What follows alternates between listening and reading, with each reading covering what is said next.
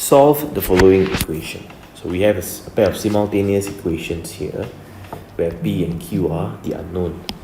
Alright, so we can use either elimination or a substitution. Both method works.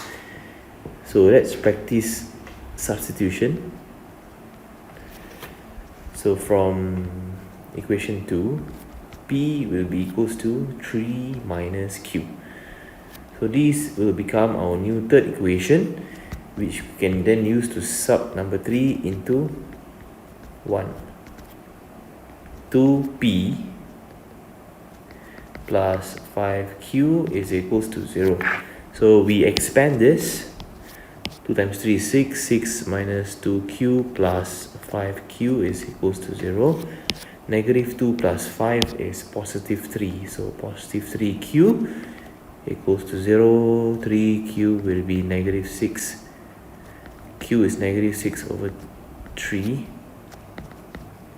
Negative 2.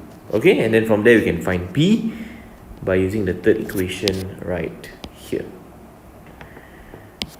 So P is 3 minus Q, which is 3 plus 2, which is 5.